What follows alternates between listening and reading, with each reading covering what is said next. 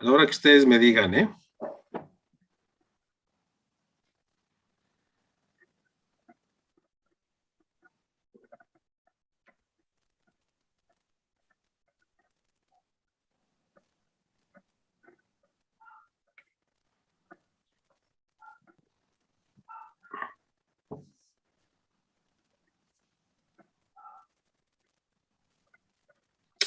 Iniciamos, Cristian.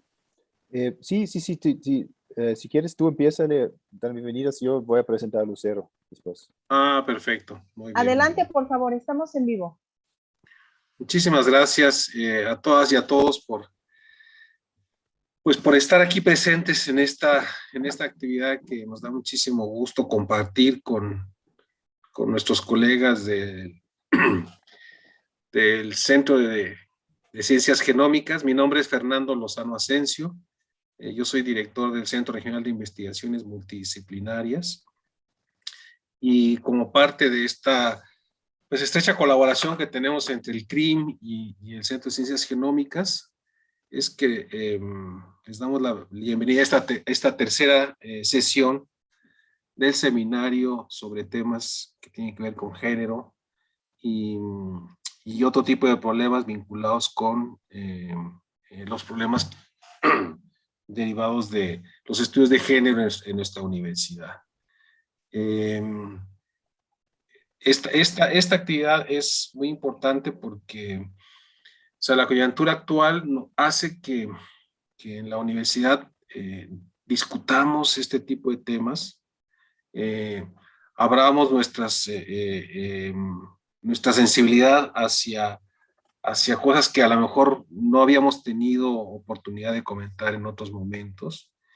Y algo muy importante es no solo escuchar las presentaciones de nuestros colegas investigadoras e investigadores que han tenido mucha experiencia, ya mucha trascendencia en el desarrollo y la investigación de este tipo de temas, sino también el diálogo.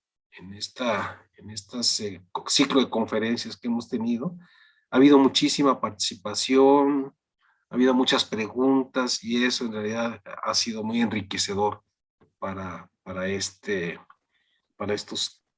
seminario, este ciclo de conferencias. Así que me da muchísimo gusto poderles dar la bienvenida a esta tercera sesión que nos impartirá nuestra colega, la doctora María Lucero Jiménez, y le paso el uso de la palabra al doctor Solenkamp, quien hará la presentación precisamente de la doctora Lucero Jiménez. Buenas tardes. Pues buenas tardes, muchas gracias Fernando por las palabras introductorias. Para no ser repetitivo, no voy a agregar mucho más sobre el evento, pero me permito leer una semblanza de la doctora Lucero Jiménez. Ella es doctora en sociología y ganó la medalla al mérito Gabino Barrera y mención honorífica cuando se tituló. Es investigadora de tiempo completo del programa de equidad y género del Centro Regional de Investigaciones Multidisciplinarias, también llamado CRIM, o más conocido como CRIM, del cual ella también es fundadora. El CRIM es parte de la UNAM y se encuentra en el campus Morelos. La doctora Jiménez es docente en el posgrado en Ciencias Políticas y Sociales, también en la UNAM. Ella recibió el premio de Sor Juana Inés de la Cruz en 2013. Es autora de diversas publicaciones relativas a problemas de desarrollo rural, políticas de población, género y masculinidad.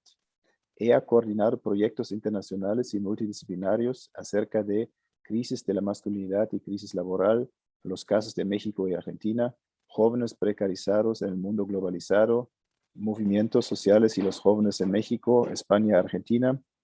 Ella es integrante del Sistema Nacional de Investigadores, es evaluadora de proyectos, artículos y libros en diversas instituciones nacionales e internacionales. Ella es miembro del comité editorial de diversas revistas especializadas nacionales y extranjeras. Además es parte de diversos órganos de la sociedad civil en temas de género, desarrollo, análisis de la coyuntura, entre otros. Hoy nos va a hablar del tema de masculinidades y feminidades y pues muchas gracias por estar aquí, Lucero. Pues estamos todos atentos, todas y todas. Gracias.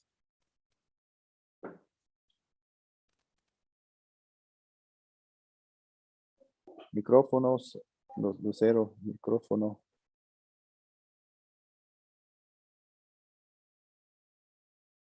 dice, ¿no? Bueno, les agradecía mucho que me hayan invitado nuevamente. La vez anterior fue una experiencia muy rica, sobre todo por el intercambio con los y las estudiantes, que para mí es muy importante. Realmente me enriquece mucho poder estar en interlocución con los jóvenes y poder dialogar, y entonces quiero pedirles su participación constante durante esta charla para poder nosotros conjuntamente ir definiendo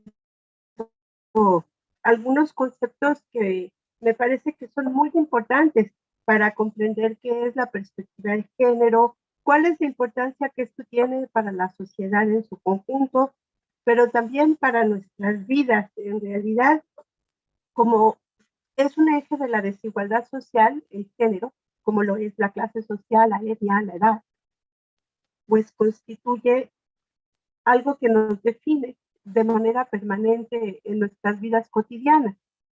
Entonces, nadie es ajeno a lo que es el género. Y todas y todos vivimos definidos por este género. Ahora, no estamos definidos de forma estática, y vamos a ir viendo a lo largo de esta charla cómo la sociedad en su conjunto, la cultura, nos van a transmitir una serie de valores y a menudo nos van a imponer una serie de mandatos que no necesariamente tenemos que acatar, que van cambiando a lo largo de nuestras vidas y de la historia de la humanidad. Y estas relaciones no son estáticas, sino que se transforman a lo largo del tiempo. Podemos ver y podremos ver en esta charla muchos ejemplos de transformaciones en lo que se concibe como lo femenino, lo masculino y los distintos mandatos. Un elemento muy importante es ver al género como un eje de la desigualdad social. Otro elemento fundamental es entender que cuando hablamos de género, no estamos hablando solo de mujeres o de problemas de mujeres. Justamente el género pone el énfasis en una perspectiva relacional, es decir, cómo nos relacionamos los hombres, las mujeres y otros sexos desde una perspectiva de diferenciación genérica. En este sentido, un concepto inicial para poder comprender es que el sexo no es igual que el género. El sexo es una cuestión que podemos definir como diferencias biológicas entre hombres y mujeres, diferencias anatómicas, diferencias en el funcionamiento de glándulas, de ciertos elementos que pasan en nuestros cuerpos, en unos sí, en otros no. Hay diferencias biológicas sin duda. Un elemento muy importante es que los embarazos suceden en los cuerpos femeninos, no en los masculinos. Pero no significa de ninguna manera, sino que nos reproducimos en esta interacción con los hombres, o bueno, actualmente también puede haber inseminación artificial y cuestiones así, ¿no? Pero en general, bueno, es con una interrelación con otra persona, como se da el proceso reproductivo. Ahora, la manera en cómo vivimos la reproducción y cómo se asignan papeles diferenciados, eso no es una cuestión de sexo, es una cuestión de género. Porque el género justamente lo vamos a definir como una construcción social que nos define, no como hombre o como mujer. Más femenino ya metemos elementos de carácter cultural histórico. Cuando hablamos de hombre-mujer, son elementos biológicos de diferencias anatómicas. Importante tomar en cuenta que... Lucero, se oye un poquito corto. Ajá, perfecto. Bueno, voy a continuar. Debe haber mucha demanda ahorita de Zoom, sí, y se corta. Pero bueno, les estaba diciendo que lo que es muy importante es ver al género como una construcción social, histórica, cultural, que se caracteriza porque naturaliza diferencias biológicas. Entonces, con base en esas naturalizaciones de diferencias biológicas, el problema es que no solamente se establecen diferencias entre hombres y mujeres o entre hombres y mujeres. El problema más importante es que se deviene en desigualdades. Es decir, por el hecho de ser mujer, se considera que tenemos otras cualidades social, así sucede, ¿no? Por otro lado, no. Y son los que detentan el poder histórico, ejercicio muy brutal de la violencia, muchas veces contra las... ¿Sí? ¿Ya me escuchan? Ahora sí, perfectamente. Ahora, perfecto. Bueno, voy a ver si luego entro en la computadora. Pero bueno, la idea es continuar, ¿no? Entonces, les Exactamente. decía, el problema es que estas diferencias biológicas devienen en desigualdad y hay toda una historia de desigualdad en las relaciones entre los géneros. Y es que los mandatos diferenciados de género se van a dar en la vida cotidiana y los vamos a reproducir todo el tiempo, considerando que estas diferencias son tan naturales como puede ser darnos cuenta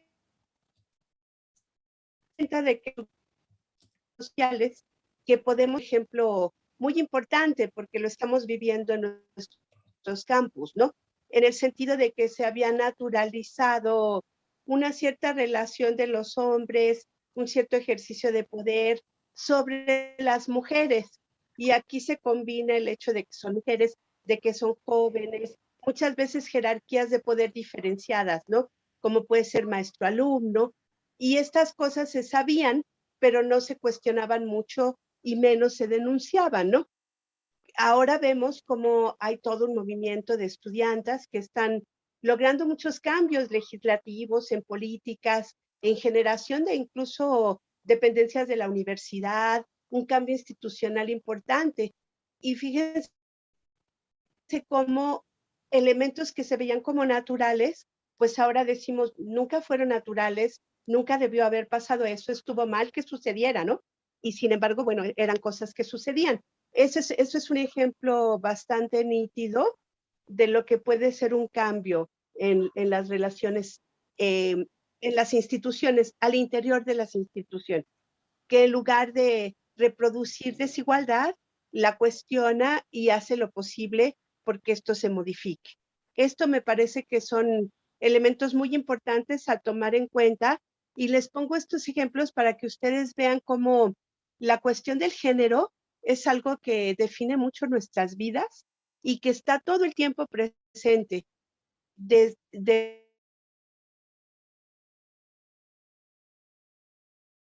Ahora sí te escuchamos, Lucero, adelante. Perfecto. Bueno, entonces se reproducen estos mandatos, pero también se pueden transformar. Y eso es lo que es increíblemente maravilloso de la perspectiva de género, que pone el acento en nuestra potencialidad de transformar la vida que tenemos, nuestra vida cotidiana y también la vida de las otras personas, porque evidentemente nosotros podemos influir en que las cosas mejoren y es también un compromiso generacional intentar avanzar en la igualdad, ¿no? Tradicionalmente, si uno imagina cómo era la vida de las abuelas, pues encontraremos que estaba muy naturalizada la desigualdad y ellas mismas se sometían a mandatos que les impedían mucho su desarrollo y también el desarrollo de la sociedad. Y bueno, se daba mucha violencia que se veía como algo totalmente natural. Conforme el tiempo ha pasado, hemos visto que esto no era natural. No quiere decir que se haya erradicado la violencia. De hecho, un tema fundamental que vemos todos los días es el tema del feminicidio y, por ejemplo, dentro de la universidad una impresionante violencia en el noviazgo, ¿no? Que a lo mejor se da incluso más ahora que en otros tiempos. Entonces, todo esto es cierto, ¿no?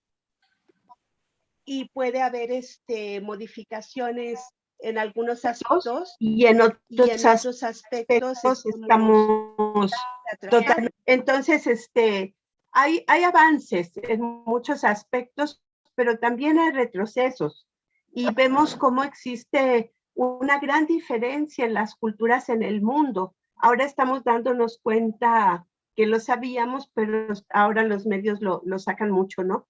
La condición de la mujer afgana, por ejemplo, ¿no? Y cómo por razones culturales y religiosas, pues ellas están muy sometidas y se les impide su desarrollo, ¿no? Bueno, eso implicaría todo un análisis de lo que es Afganistán y cómo tampoco se puede justificar la intervención de imperios que invaden por el hecho de que dicen salvarnos, ¿no? Pero ese es otro tema de discusión.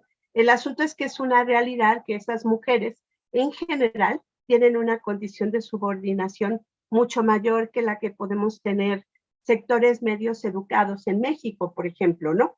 Entonces, también es importante eso, en la perspectiva de género, tomar en cuenta de que no se puede hablar solo de el hombre o la mujer, que hay que poner el acento en la pluralidad. Por eso a mí prefiero hablar de masculinidades y feminidades, porque me parece que aunque existen ciertos estereotipos, también hay muchas personas que ya no cumplen esos estereotipos y que tienen otra manera de vivir su ser hombre o ser mujer, de vivir su masculinidad y su feminidad. Entonces, este es otro elemento que me gustaría mucho que tomáramos en cuenta. Por otro lado, también es cierto que desde el feminismo y las luchas de las mujeres que tienen ya muchísimo tiempo, pues se puso el acento en la condición de subordinación de las mujeres y se hicieron muchos movimientos para que las mujeres pudiésemos votar, pudiéramos trabajar en trabajo remunerado, siempre hemos trabajado, ¿no? Y mucho en la esfera doméstica. Pero bueno, un trabajo remunerado, reconocido, un mayor nivel de escolaridad que se ha alcanzado.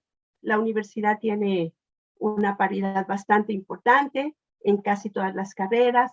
Entonces, bueno, en esto hay avances. Y se luchó mucho por eso. De ahí que la lucha parecía solo de mujeres. Pero de unas décadas a esta parte, aparecen los hombres como un elemento importante a ser estudiado, comprendido y en su medida también modificar actitudes y comportamientos que no son positivos para las mujeres, para los propios hombres. Y vamos a ver cómo el vivir una masculinidad tóxica o lo que se llama masculinidad dominante hegemónica es también muy nocivo para los propios hombres. Y cambiar es algo que a ellos les convendría mucho. Podemos hablar de muchos elementos de la realidad que dan cuenta de la importancia de que ellos se transformen y que transformándose también van a ganar mucho en algunas esferas en las que las mujeres llevamos ventaja y bueno, esto lo podemos ver más adelante, ¿no?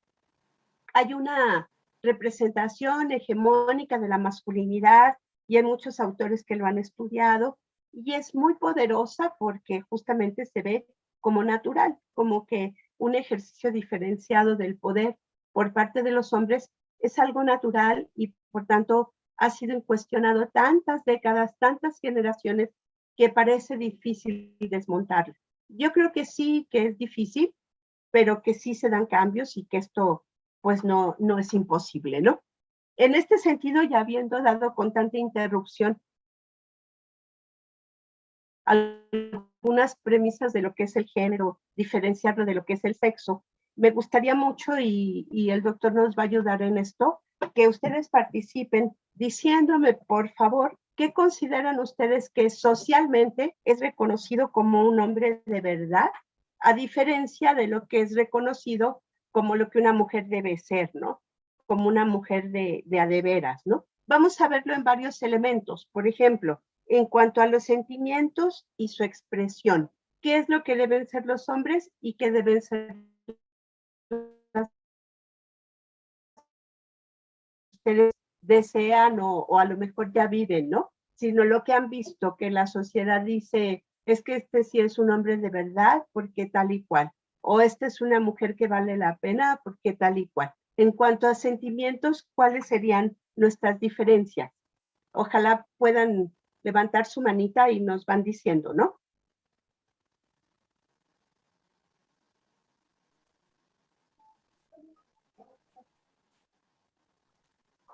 Sí, está ya la primera mano, Lucero. Es Sara, Sí. Paulina. Sí, bueno, Sara, por favor. en cuanto a los hombres, normalmente se les dice que no deben de expresar sus sentimientos como la tristeza o la decepción, pero sí pueden expresar tal vez la ira, el enojo o la alegría. En cambio, en las mujeres está muy estereotipado de que pues somos más sensibles, lloramos más, y es más bien visto, por así decirlo, en ese sentido, en el caso de las mujeres, pero mal visto en el caso de los hombres, el expresar sentimientos como la tristeza. Sí, tienes toda la razón. ¿Y tú crees que eso sigue imperando aún en tu generación? Tal vez no tanto como antes, pero aún se sigue viendo un esbozo de esas ideas. Aún algunos hombres tratan de no llorar, a pesar de que quieren hacerlo o necesitan hacerlo, porque a veces sí es necesario sacar todos esos sentimientos, pero tienen este estereotipo de que no deberían por el simple hecho de ser hombres. Exactamente. Sí, tienes toda la razón. ¿Alguien más que quiera aportar a estos mandatos diferenciados? ¿Qué otras características se piden a los hombres que a las mujeres no?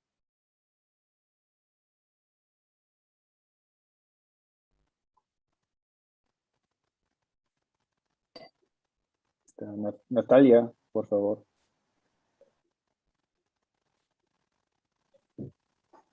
Pues Natalia. un poco relacionado, a lo que dijo mi compañera Sara, que igual, o sea, lo que pasa mucho es que a los hombres como que se les permite que sean en cierto modo violentos o como que tengan un carácter violento, que se puedan enojar, o sea, como que demuestran ese tipo de emociones llamadas como emociones fuertes. Pero si una mujer se enoja o es como, bueno, no quiero decir agresiva, pero es una persona como más intensa, se le tacha como de una persona loca o de que está exagerando. Y pues sí, igual va relacionado con lo que dijo mi compañera. Exactamente, hay cosas que en los hombres son permitidas e incluso fomentadas que se prohíben a las mujeres y viceversa, ¿no? La mujer socialmente puede ser expresiva de la ternura, pero por ejemplo el enojo es algo que no debe de manifestar, ni la violencia. De hecho hay hasta categorías, ¿no? La mujer histérica, muchas cosas que se estereotipan y se biologizan, ¿no? Como decir, tiene su periodo o está menopáusica, ¿no? Ese tipo de expresiones que vienen de la anatomía, de la biología, del funcionamiento del cuerpo y que aparentemente es lo que nos hace ser, cuando expresamos eso que no se espera de nosotras, estigmatizadas. El estigma es algo terrible, rompa reglas, es estigmatizado. Eso y estas personas son víctimas de aceptarse y vivir de manera diferente. Lo diverso es muy difícil de ser aceptado y parece más sencillo siempre acatar normatividades. El problema es que este tipo de normatividad es muy nociva, tanto para hombres como para mujeres. Por ejemplo, en el caso de los hombres, que tienen como característica también, ¿no? Ser como muy fuertes, invulnerables, no pedir ayuda. Esto tiene consecuencias muy graves. En la investigación que yo he realizado en distintos temas de sexualidad, paternidad, del hombre proveedor, todos estos mandatos enferman brutalmente a los hombres. Y hay situaciones como las que trabaja Benoit Kaiser, en donde se considera que la masculinidad es un factor de riesgo para ellos mismos en principio, pero para todos los que los rodean. Y esto se demuestra con datos duros, ¿no? Al ser educados así los hombres y al tratar de acatar estos mandatos, los hombres están en mucho riesgo toda su vida. En la mayoría de las cárceles las ocupan hombres, se internan más a hospitales, no hacen medicina preventiva, se suicidan más. Ahora parece que hasta biológicamente están condicionados a morir más víctimas de COVID que las mujeres, eso sí, por factor biológico. Pero hay muchos factores de construcción del sujeto que hace que los hombres no se cuiden. Mueren antes que nosotras, tienen enfermedades muy graves, y esto tiene su parte social de construcción cultural que es muy grave. Por eso yo les decía, el hecho de que los hombres cambiaran sería también muy benéfico para ellos. En Estados Unidos se ha estudiado cómo las mujeres se incorporan mucho al desarrollo, pero los hombres no acompañan de un permiso para que los hombres manifiesten emociones, y entonces están teniendo problemas de muy diverso tipo, muy graves, ¿no? En general, las mujeres somos más proclives a buscar ayuda entre grupos de mujeres, con nuestros pares, o bien en la familia misma, en el terreno de las emociones. Y bueno, somos más toleradas y comprendidas, porque por el hecho de ser mujeres podemos mostrar debilidad y vulnerabilidad, mientras que para los hombres esto está totalmente prohibido, y eso tiene muchos efectos muy negativos. En el tema que estábamos tratando de la violencia, pues es algo muy grave, porque si desde que un niño es chiquito se le impide expresar emociones como tristeza de una manera pues más natural, más empática, y solamente se le permite el enojo, y es la manera en que ellos manifiestan todas las frustraciones o dolores emocionales que tienen, y tampoco buscan ayuda. Parece, como se ha estudiado en otros países, ¿no?, que los hombres ejercen una violencia muy brutal hacia las mujeres, justamente porque todo el tiempo su identidad está siendo resquebrajada, cuestionada, porque sienten que no tienen nada. A mí me parece pertinente vincular el género también con el tipo de trabajo, con la precarización laboral, con la falta de oportunidades, porque los hombres en general en el mundo son excluidos del desarrollo. Tienen malos trabajos, no desarrollan sus vocaciones, tienen que trabajar mucho para sobrevivir. En algunos casos siguen siendo un poder muy brutal, es al interior de los hogares, y cuando las mujeres se resquebran, y eso genera muchísima violencia. Entonces, estudios en España han demostrado que los hombres pues se sienten muy mal, y esto provoca situaciones graves, ¿no?, de matar a las mujeres que se rebelan contra estos ejercicios de poder, ¿no? Entonces, por eso es que el feminicidio es algo tan complejo de ser abordado y de ser atendido. Si bien es cierto que, digamos, el hecho de que no haya impunidad, que haya Estado de Derecho, que se aplique la ley, es algo muy importante, como lo es dentro de la universidad, cambios legislativos, que procedan las denuncias, todo lo que las estudiantes están pidiendo, ¿no? Pero en realidad, si no hay un cambio en el modo de vida, en la manera en que nos insertamos en la vida cotidiana, en nuestras expectativas, nuestras esperanzas, la posibilidad de realización personal, si todo esto no se da, pues la posibilidad de que haya mucha violencia en la sociedad, como vemos en México, pues eso es una realidad cotidiana que no se resuelve, sino que se incrementa, porque es sumamente compleja, y no basta lo punitivo, que tampoco está funcionando, ¿no?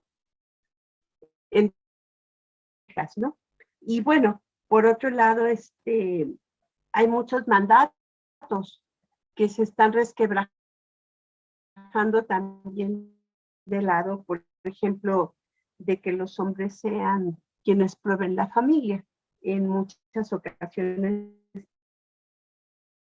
se organice la pareja, ¿no?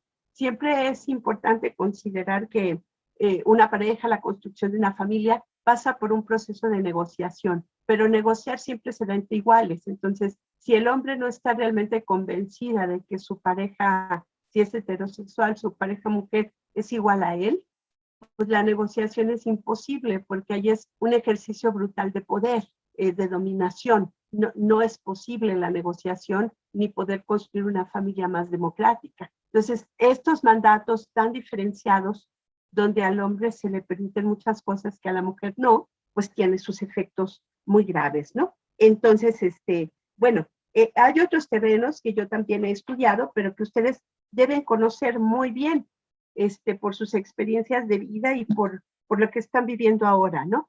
Un tema muy importante de la construcción de la masculinidad y la feminidad en sus diferencias es el tema de la sexualidad.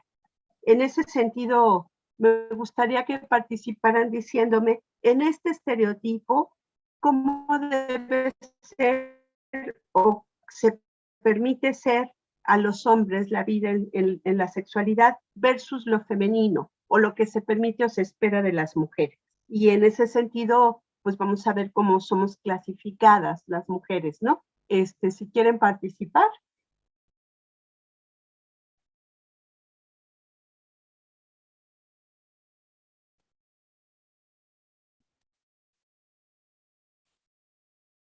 ¿Alguien? Andrés. Andrés. Adelante. ¿Sí me escuchan? Sí. Ok, gracias. Pues yo lo que pienso es que muchas veces a los hombres creo que se nos permite a lo mejor tener como una actitud muy irresponsable en cuanto a temas de sexualidad y también se espera que, o se tiene como predispuesto que tengamos una maduración tardía. O sea, yo lo siento como en esta frase que dicen mucho en inglés que dice boys will be boys. O sea, como que nos justifican actitudes irresponsables. Y pues con las mujeres es todo lo contrario. Así es. Sí, sí.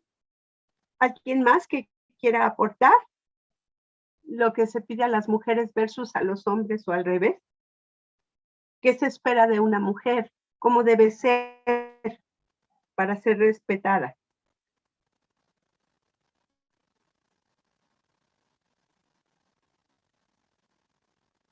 Adelante, Montserrat.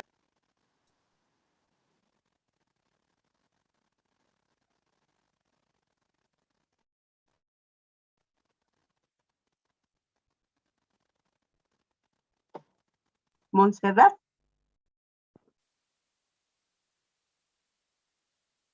No, no la escucho. ¿Ustedes escuchan a Montserrat? No se escucha.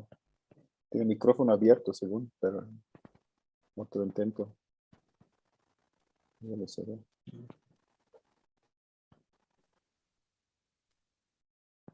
No, Montserrat no se escucha. Doctor Solenham, tenemos preguntas en el chat. Sí, pero eran en la tan pregunta anterior, Rosana, por eso no los incluí. Ah, ok. Sí, llevan como 10 minutos, por eso no los incluí para no regresar. Sí, Sí, de acuerdo. Sí lo oí, pero gracias. Sí. Pues, no sé. Montserrat. Está el mensaje de Montserrat en el chat. Ah, ok, sí. Entonces dice Montserrat, lo voy a leer, Lucero. Dice Montserrat, estaba pensando en estos conceptos de virginidad asociado a las mujeres. Sí, exactamente. Y se ha visto como tal vez la idea de la virginidad tal cual ha sido desmontada en algunos sectores, pero sin embargo sí se mantiene la idea de que debe ser diferente el ejercicio de la sexualidad entre hombres y mujeres. Y además se atribuye muchas veces a cuestiones de carácter natural.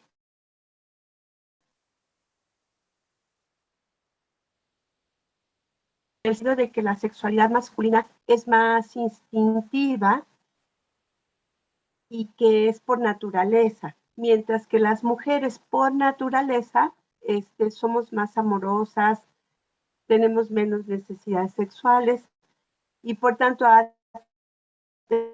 entiendo y eso no es malo porque además le permite adquirir experiencia, incluso se fomenta el inicio de la sexualidad, antes hasta los papás los llevaban a su iniciación, luego fueron los pares, pero hay presión de pares, ¿no? Y en el caso de las mujeres, por lo menos en México, hay la idea, dicha por los propios adolescentes, de que un hombre que tiene muchas parejas, pues puede resultar muy atractivo o es muy atractivo. Mientras que una mujer con muchas parejas, pues se le dice zorra, se le denomina con insultos, ¿no?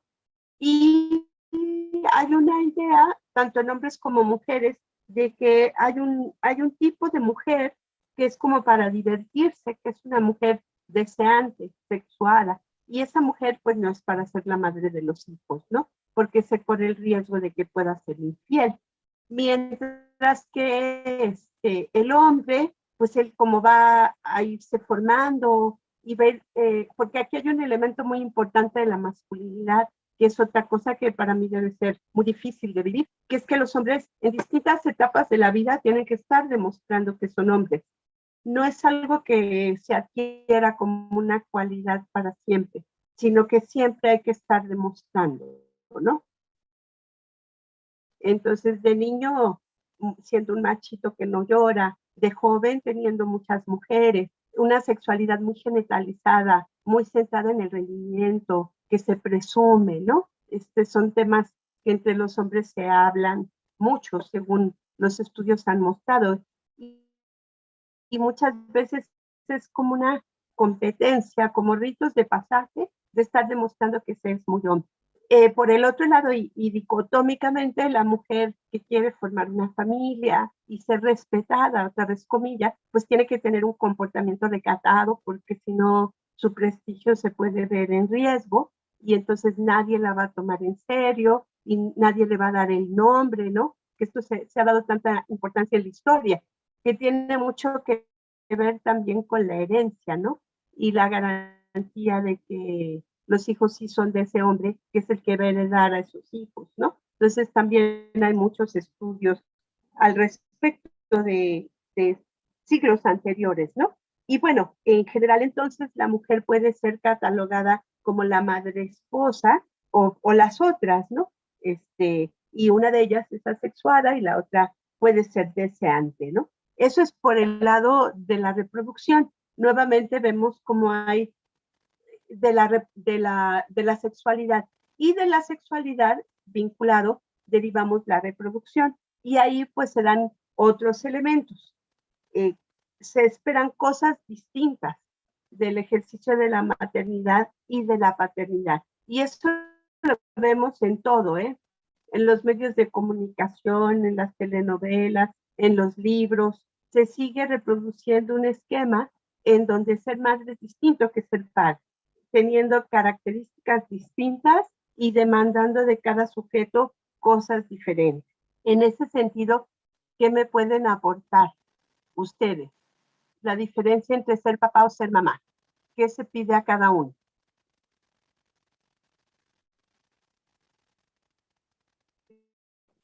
Cristian. No, no, sí, no estoy viendo nada más así, estoy pensando si los motivo, si no los motivo, si logramos motivarlos, pero no hay ninguna mano. Ay, así, ahorita sí, Sara, Paulina, otra vez, por favor. Ok. Sí, bueno, creo que la principal diferencia entre un papá y una mamá es que se espera que la madre esté siempre al cuidado de los hijos, esté en las tareas, bueno, para ayudarles en las tareas, en el estudio, que haga la comida para los hijos y para su pareja. Y en cambio del padre creo que no se espera mucho, por lo menos en la sociedad actual, con que trabaje y aporte dinero para la familia, se piensa que hace suficiente cuando realmente debería de ser equitativo el trabajo, o así lo veo yo.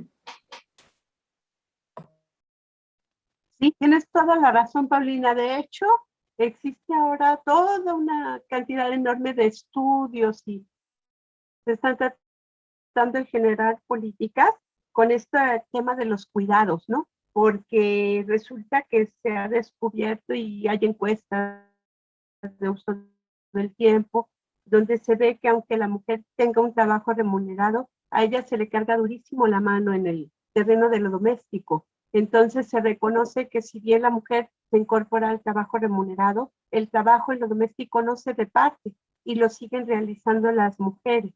Nosotros estuvimos viendo ahora que esto se agudizó mucho en el COVID e incluso se hicieron pues varios foros y todo para ver cómo vivían esto las académicas, porque el trabajo desde la casa pues hace que estés en casa, pero de atender todo lo del hogar, ¿no? Y más si hay hijos chiquitos. Mientras que en general los hombres, aún en esta generación, participan mucho menos del trabajo doméstico.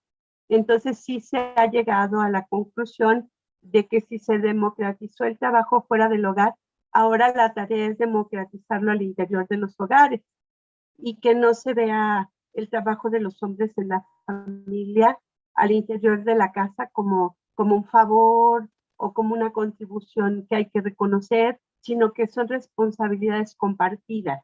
Y sabemos que en muchos casos esto no es así. Y esto va a tener consecuencias muy graves en el desarrollo profesional de las mujeres, porque las mujeres, a diferencia de los hombres, se enfrentan al dilema de si desarrollarse más, aunque se ponga en juego la familia, mientras que los hombres, al contrario, tener familia es algo que hasta les da un estatus. Y la familia en general no es un obstáculo para que ellos trabajen súper tiempo completo, los fines de semana, o incluso cambien de residencia y jalan a toda la familia. Cuando es la mujer la que tiene éxito o la que tiene oportunidades, aquí todo se pone en cuestión. Entonces sigue siendo un tema grave para las mujeres esto del techo de cristal, pero ya se habla también de las paredes y los pisos y todo que detiene el desarrollo de las mujeres porque intentan llevar una vida que incluya todo y esto es muy difícil en una sociedad donde no existe realmente una democracia plena al interior de las familias, aunque se trate de personas de alta escolaridad o que se supone conocen muy bien el tema de los derechos sexuales, reproductivos, derechos humanos. En los estudios que yo realicé con gente de clase media y clase alta, de alta escolaridad, yo noté en las prácticas que se sigue reproduciendo esta idea de doble moral, ¿no? Incluso cuando se habla de la educación para las niñas y los niños, justifican mucho una educación diferenciada y lo hacen en aras de que ellas puedan ser felices, ¿no? Entonces, esta idea de que las mujeres requerimos protección, cuidado y todo esto, bueno, sí lo requerimos, pero le requieren también los hombres y eso no se reconoce, ¿no? Y se pide de nosotras un altruismo llevado a extremos. Si el hombre, como tú decías, solamente provee y no participa en otras cosas, siempre se le justifica. En México eso pasa mucho. En cambio, si una mujer no lo hace, pues tiene que estar enferma de la cabeza o es una muy mala persona, ¿no? Porque ¿cómo es posible que pensó primero en ella? Entonces, bueno, esta lógica de los cuidados, del egoísmo, el altruismo, del vivir para los otros, de qué se hace con la crianza y con las personas abajo, y lo deben vivir en sus familias. A las mujeres, no solamente en el caso de que se tienen niños chiquitos, también toca muy duro el trabajo con los padres ancianos, con los abuelos, con algún hermano enfermo. Siempre se carga. Podemos a lo mejor cuestionarlo, decir que eso no está bien, que las cosas deberían de ser más parejas, pero a la hora de enfrentar la problemática, generalmente le entramos al trabajo porque si no lo hacemos, se genera algo que en la cultura es sumamente eficaz, que es esta idea de la culpa, ¿no? Entonces, con base en la culpa, las mujeres hacemos muchas cosas que aunque intelectualmente suponemos que no están bien, sí las hacemos porque todos estos cuidados pasan por el terreno de los afectos, ¿no? Y ese es otro tema interesantísimo que ojalá alguna vez les den una conferencia, que se está estudiando mucho en Europa y en Sudamérica, que es esta idea de cómo la idea del amor romántico con todo lo que esto implica es una gran atadura para las mujeres. Como no se cuestiona esto a fondo y quien lo cuestiona aparece como una mala persona, y eso es lo que una mujer no puede soportar, ser una mala persona, ¿no? Como que hay una reproducción de este sistema de desigualdad con base en el amor, en un amor que se entiende así, como el darlo todo. Hay hasta canciones, ¿no? No esperas nada. Todos los estereotipos de nuestro cine mexicano, que es interesante analizar, ¿no? Porque pues de ahí viene nuestra cultura, por eso es que desmontar estas relaciones es tan difícil, porque realmente no está solo en el intelecto, toca esferas de las emociones, y romper estos patrones resulta muy difícil. Y estos grandes dilemas de las mujeres de si yo quiero desarrollarme, entonces no puedo reproducirme, que eso es lo que están haciendo muchas mujeres. Ahora es un tema de estudio en los postdoctorados y doctorados. Hay muchas estudiantes que están estudiando cómo se está decidiendo. No es que no se pueda, se decide que no hay procreación. Y a veces es teniendo pareja heterosexual, no se tienen hijos, porque se reconoce que no existen las instancias y tampoco se ha desmontado la relación de género como para que sea realmente parejo y democrático, y las mujeres deciden no reproducirse. Entonces digamos que seguimos enfrentando dilemas en pleno siglo XXI en donde hay que escoger. Y esto pues resulta francamente injusto y muy complicado, ¿no? Entonces, bueno, esto es parte de la temática importante. Voy a dejar unos últimos minutos para hablar del tema del ser proveedor, que es otro eje del poder masculino que resulta muy, muy importante y que también he estudiado con colegas de América Latina y que hemos encontrado muchas similitudes en esta idea de la proveeduría y lo que implica, ¿no? Me gustaría darles la palabra hasta acá para que pudieran hacer una reflexión libre de lo que esto les ha aportado, o si tienen alguna duda que pudiéramos dialogar. Sí, ahora sí, Lucero. Había como en el chat preguntas con el tema anterior, que igual los leo ahorita, y porque como tú invitas ahorita a preguntas generales un poquito, ¿no? Déjame, te lo leo. Sí. Había como, por ejemplo, comentarios, o más bien que dudas, pero uno es como pienso, dice Karina, dice, pienso que hay un proceso de desidentificación de algunos hombres que al no seguir los mandatos de la masculinidad hegemónica no encuentran caminos de actuación. Y después pone ella, Karina, también otro comentario, hablando de la masculinidad hegemónica implica una violencia en cadena, que va de un hombre a otro y de los hombres a las mujeres y de ambos para niñas y niños. Así es. Y bueno, sí. Y había también otros comentarios a la primera pregunta que hiciste, ¿cuáles son como los roles que se esperan de hombres o mujeres? Allá Claudia decía, el hombre no llora y el hombre tiene un buen trabajo. Y ya, esos eran como comentarios anteriores. Perfecto, muy, muy bien, muy pertinente. Y dentro de las personas que están acá, nadie quiere tomar la palabra para expresar alguna idea, una experiencia, una duda. ¿Cómo viven ustedes las relaciones entre los géneros? ¿Qué elementos les preocupan? ¿Qué les gustaría ahondar? Que libremente puedan aportar lo que ustedes quieran.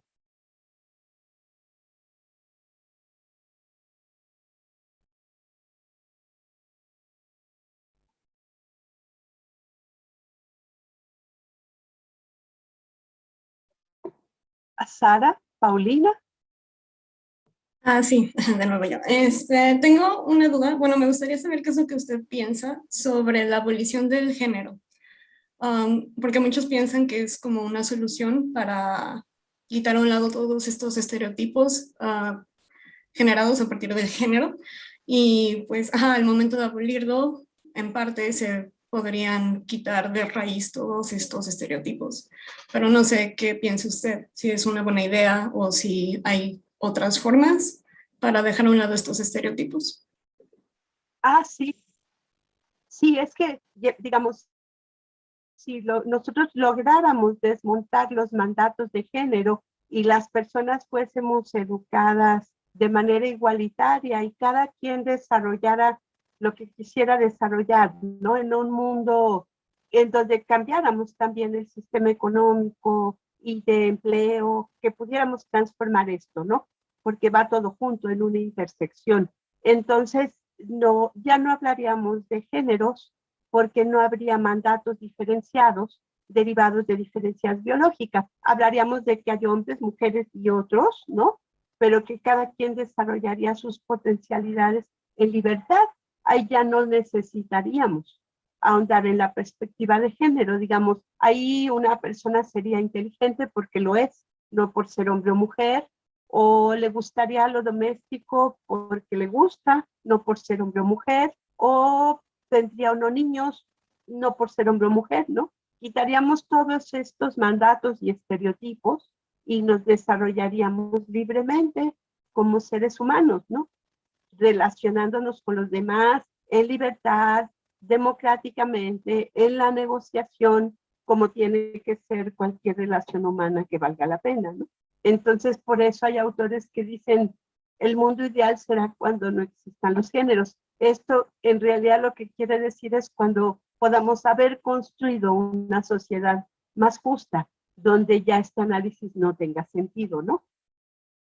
Pero pues eso se ve muy difícil de lograr, ¿no? Es como una sociedad sin clases o una sociedad sin racismo, ¿no? En donde pudiéramos realmente vivir en igualdad. Y mientras esto no pase, pues tendremos que seguir estudiando relaciones de género, poniendo el acento en esto y en los beneficios que para todas y todos tiene el hecho de transformar esto, ¿no? Y de resistir estas normatividades, sentirnos personas con derechos que podemos ejercerlos y por tanto poner un hasta aquí a situaciones de injusticia y decir, si yo no juego, ¿no? Y hacer que los demás nos respeten. ¿Qué pasa por un respeto personal? ¿Qué pasa por una formación previa en donde tú puedas tener autoestima y te respetes a ti misma, ¿no? Es todo un proceso de cultura que los hombres y las mujeres deberíamos tener derecho a tener desde que nacemos, ¿no? Eso está muy alejado de lo que el mundo es, pero pues es una aspiración legítima. Hay otra No pregunta, sé si Lucero. contesté tu pregunta, Sara Paulino.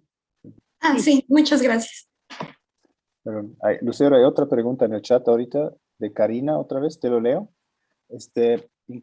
Por favor. Incluso en lo comercial se ha estudiado el llamado impuesto rosa en los productos diferenciados entre hombres y mujeres, entre paréntesis, rastrillos, por ejemplo. Ajá. Muy bien.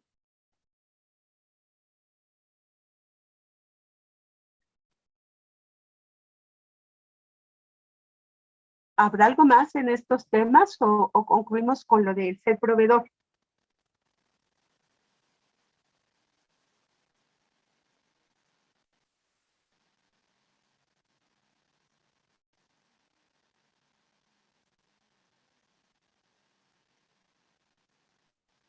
No veo a nadie, nadie se mueve, nadie prende su micro, nadie levanta la mano. Bueno, pues entonces vamos a concluir con el último tema y a ver si al final alguien quiere dar un cierre, ¿no? O tú mismo, Cristian o Rosana, quien quiera, ¿no? Bueno, otra temática que he estudiado, porque es otro de los grandes nudos fuertes de la masculinidad hegemónica, es el tema de ser proveedor. Muchas autoras han estudiado cómo este es un centro fundamental del poder que los hombres tienen en el mundo, dado que la economía es un factor fundamental, pues el hecho de llevar el dinero a la casa, pues es algo muy importante. Y es a través de ese mandato, el cumplimiento de esa función, que se ha permitido históricamente que los hombres no hagan otras cosas en el hogar si no quieren hacerlas, ¿no? Y pues la fuente del respeto y todo esto es que provean. Yo realicé una investigación larga con Argentina, que justamente la revisión del libro se llama Cómo seguir siendo hombre en medio de la crisis económica. Y lo que nosotros hicimos fue vincular las crisis económicas y del empleo con la gran crisis de la masculinidad que se daba tanto en México como en Argentina, que hubo todos programas de ajuste, disminución del trabajo en el sector público y también en el privado, un achicamiento de las empresas por razones económicas. Entonces, hombres que estaban acostumbrados a haber proveído a su familia de manera única o principal y además con bastante dinero y que proporcionaban un estatus, de un momento para otro se quedaron sin trabajo. Entonces nosotros quisimos vincular los elementos estos macroeconómicos con asuntos de construcción de la subjetividad. Y entonces vemos cómo las relaciones se daban de una manera muy rígida, en donde en el fondo los hombres tenían un desprecio por todo lo doméstico y se asignaba a las mujeres ese trabajo, pero ellos tenían necesariamente que cumplir estrictamente con este mandato. Y si no se cumple ese mandato, nosotros con entrevistas a profundidad vimos lo que implicaba para los hombres. Y en realidad, tanto en México como en Argentina, a pesar de que en Argentina existe una tradición de consultar a los psicoanalistas desde que se es muy pequeño y poder hablar de los problemas, a pesar de eso y de forma más aguda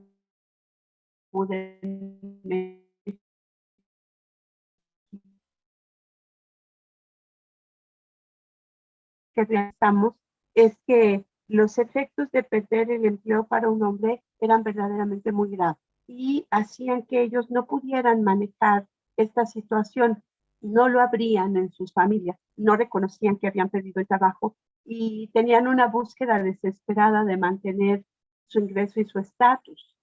Y entonces empezaban a vivir muchas decepciones, muchos cuestionamientos, al punto de que gran parte de nuestros entrevistados poco tiempo después tuvieron grandes crisis de salud, porque otra característica que tienen muchos hombres es que al no poder expresar emociones ni vulnerabilidad, también son muy propensos a entrarle, por ejemplo, al alcoholismo, a las drogas, en vez de hacer medicina preventiva.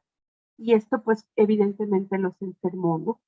Entonces tenemos muchos testimonios, el CRIM editó estos libros, por si tienen interés, los podemos mandar. Vienen muchos testimonios, es un equipo multidisciplinario donde se ve desde lo económico hasta lo más profundo de la subjetividad. Y en realidad lo que pasa es que al perder esta base de su masculinidad, los hombres perdían su identidad.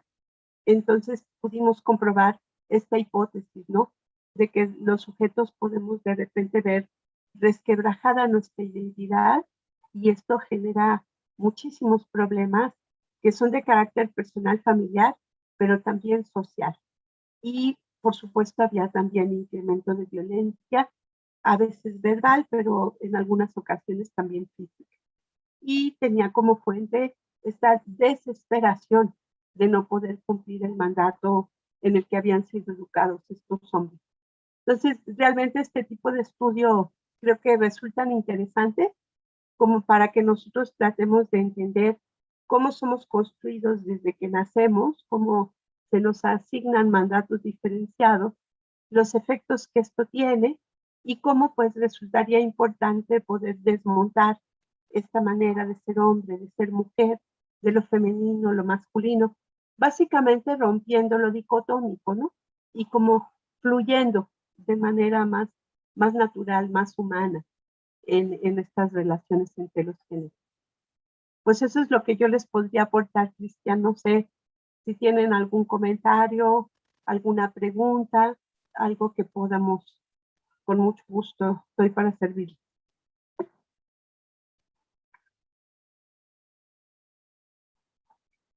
Sí, Sara, adelante.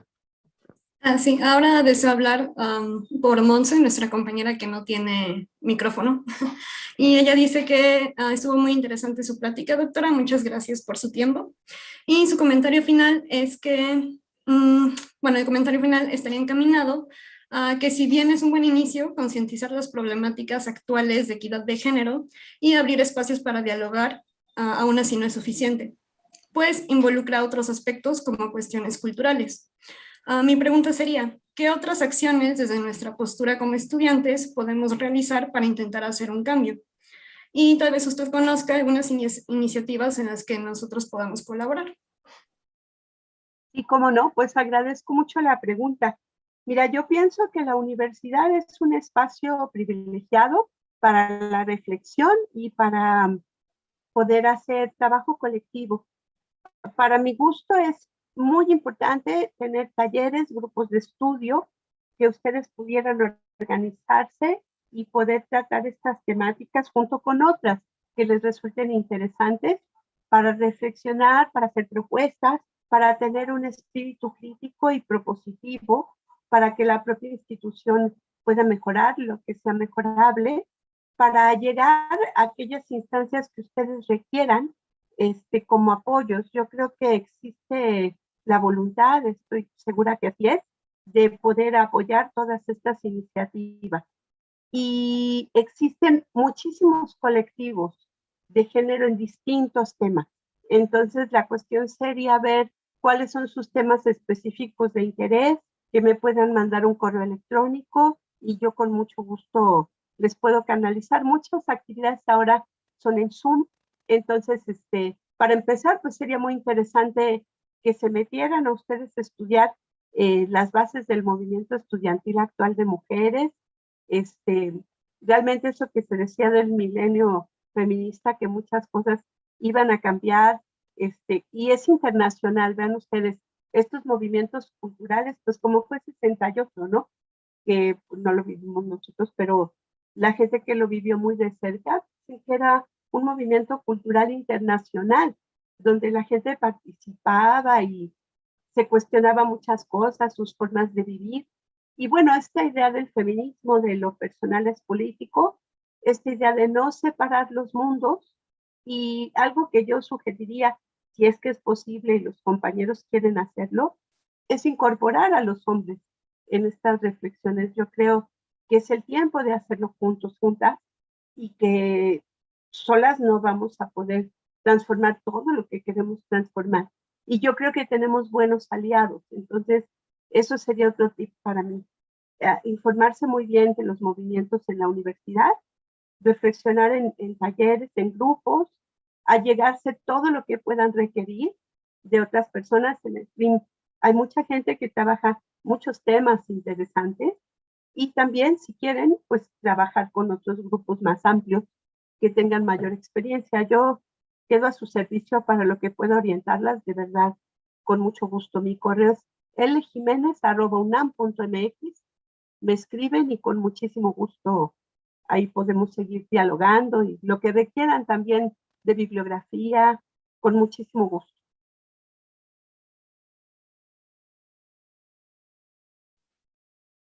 Gracias. Sí, sí. Hay otra pregunta, Lucero, de Carolina Alexia González. Gracias. Es más una curiosidad que tengo, que tanto el padre como la madre tienen el derecho a ser el sustento de la familia, pero también el niño tiene el derecho a pasar tiempo con sus padres. Entonces, ¿quién debería ser el sustento en su criterio? Porque algunos padres recurren a contratar niñeros, pero no es lo mismo pasar el tiempo con una persona desconocida con los padres. Sí, yo creo que, digo, el ideal, ¿verdad? Yo sé que muchos padres y madres tienen que trabajar muchísimo ambos para más o menos mantener el nivel de ingreso necesario para el consumo indispensable, y ahí pues son factores estructurales que hay que modificar, y el trabajo está muy precario, los salarios son muy bajos, ¿no? En una situación, digamos, deseable, yo creo que tanto padre como madre tendría que tener en sus prioridades número 1 la crianza y el acompañamiento de los hijos y las hijas durante toda la vida. No solamente es una obligación, yo creo que es un disfrute y es un derecho. Sé que las condiciones estructurales esto lo imposibilitan, pero lo que sí no está bien y que pasa mucho es que la mujer sea la que tiene el mandato de cumplir ambos papeles y el hombre sienta que no solo digamos que basta con el hecho de aportar dinero, ¿no? Creo que necesitamos un cambio cultural donde ya un estilo de vivir en donde hombres y mujeres juntamos que esa convivencia es prioritaria, no tanto porque me lo obligan, sino porque así lo decidí. Lo decidí como persona y lo decidí como pareja, la formación de una familia, ¿no? Y claro que las personas necesitamos de otras personas, no de alguien que simplemente vea que no nos vamos a caer, ¿verdad? A tener un accidente, que ya sería ganancia. Las mujeres en la industria maquiladora viven unas experiencias horribles en relación con sus niños porque no hay guarderías, porque los sistemas de seguridad social en este modelo han sido desmontados y lo han sido en muchos lugares del mundo, incluso desarrollados, ¿no? Entonces yo creo que sí necesitamos un cambio de modelo integral, pero por lo pronto, al interior de nuestros hogares, necesitamos nuevos arreglos que parten de desmontar nuestra masculinidad, nuestra feminidad, flexibilizarlo y pues todas y todos entrarle a todo, ¿no? Y hacerlo como una opción de vida, porque yo creo que ahora sí es una opción. Como les decía, uno puede optar por no reproducirse y también está muy bien, ¿no? Pero si se tienen los hijos se necesita tiempo, dedicación, esfuerzo, pues como todo un proyecto que vale la pena, ¿verdad? No sé si te contesté. Sí, muchas gracias.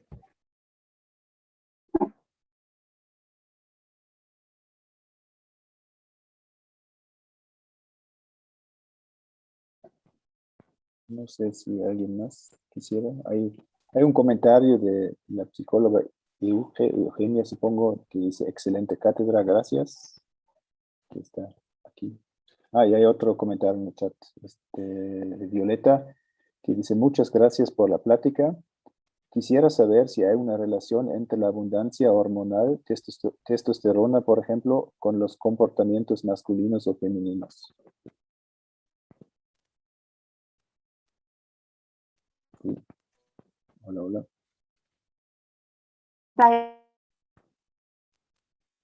¿Sí escuchaste, Lucero?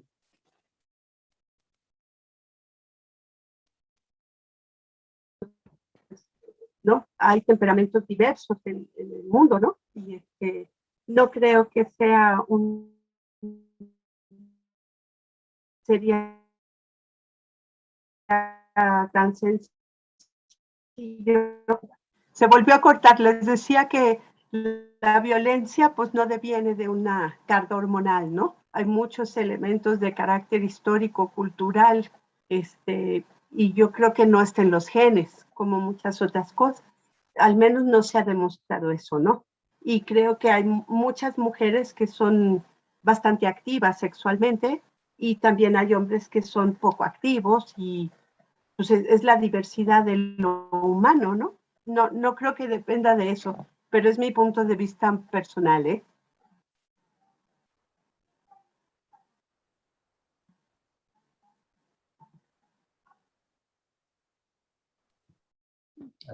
¿Alguien más quisiera comentar?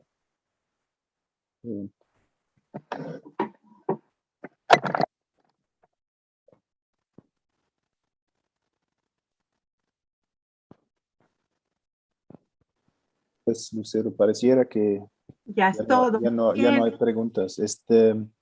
Bueno. Es bastante complicado en el Zoom. Yo lamento mucho. Ojalá alguna vez nos podamos ver, reunirnos en un auditorio, tomar un café, y poder ver las reacciones de las personas. Eso yo lo extraño mucho. Sí. Pero bueno, se hace lo que se puede con los recursos y esta COVID terrible, ¿no? Yo les agradezco mucho la invitación. Estuve muy contenta. Sí, pues muchas gracias. Igual para como terminar, yo voy a, pues mil disculpas por los problemas técnicos que tuvimos hoy. Estuvo un poco cortado. Espero que la próxima sea mejor o la próxima es en algún auditorio, no con cafecito, como dice Lucero.